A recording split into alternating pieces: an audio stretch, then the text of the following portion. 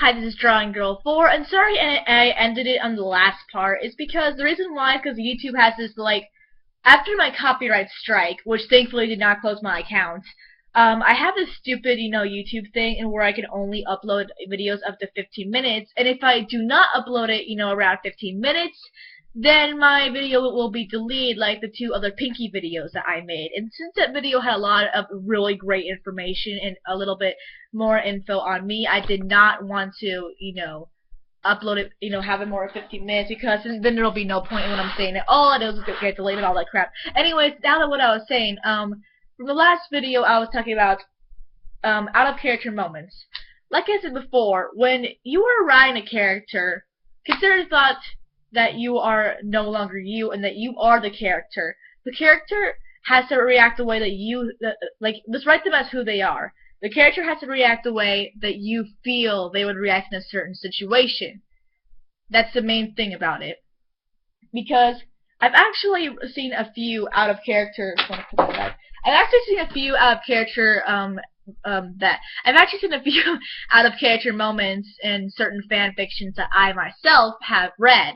And I'm going to be telling you about the fan fiction and how not fall into the, the out of character moments, to save ourselves from getting our character and making them in an out of character moment.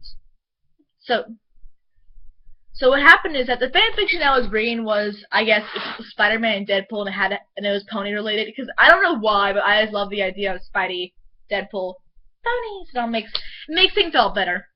And I was reading it, and so far it was actually pretty good. I liked it. And one of the main things that they had in it is that Spider-Man was a brony.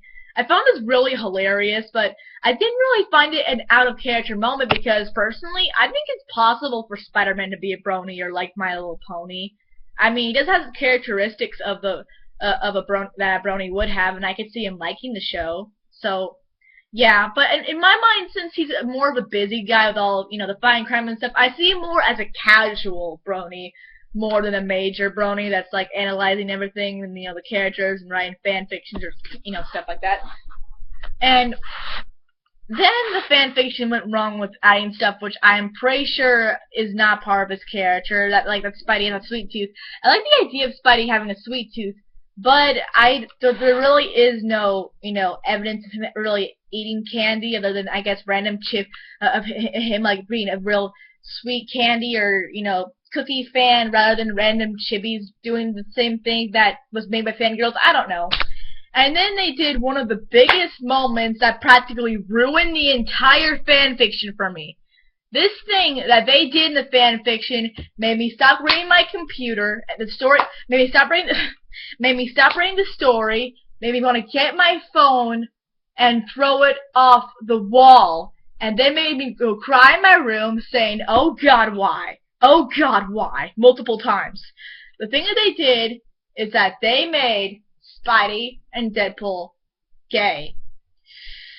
You guys have literally no idea how much I hate Spideypool.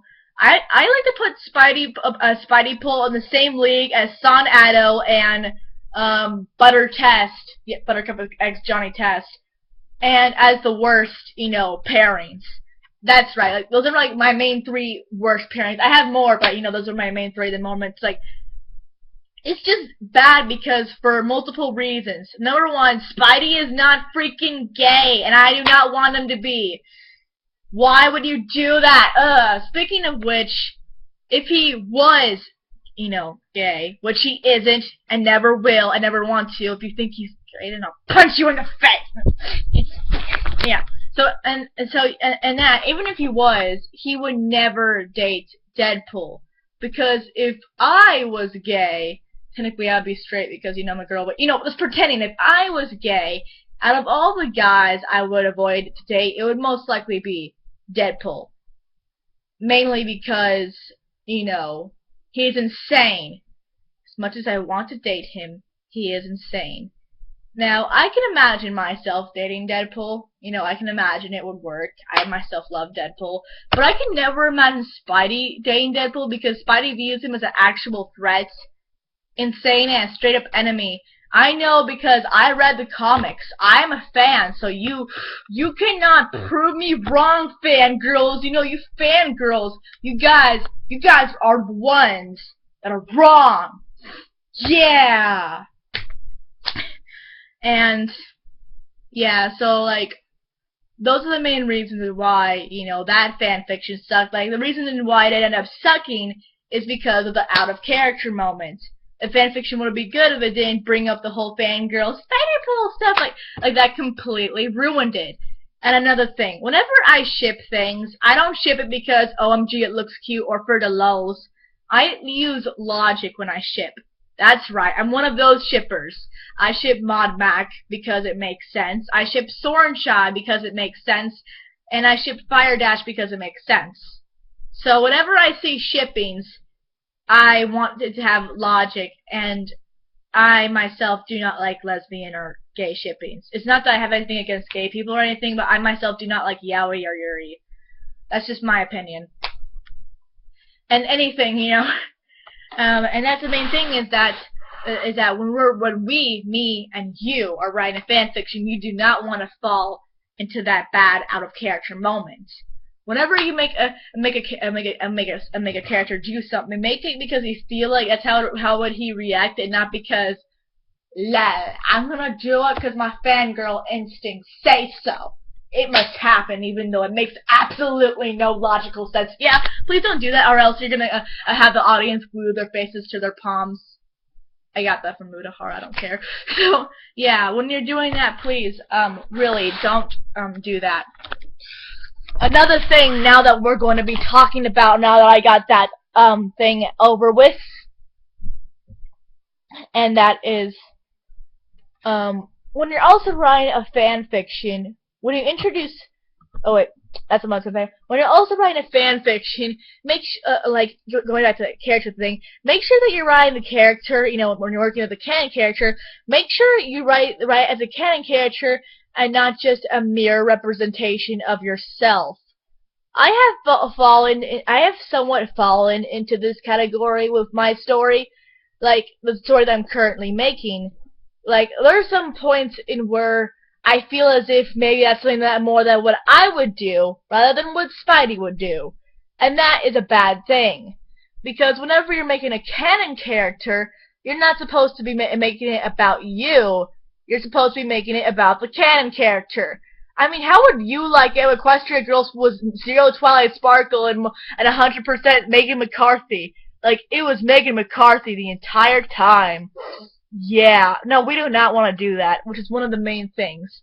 Because when you have to be careful, you have to think about the character, and you have to not think about yourself. When you're writing a story, think about the character. Don't think about you. Don't think about, well, I'm gonna have him do this because this is something that I would do. No, make him about the character, not about you.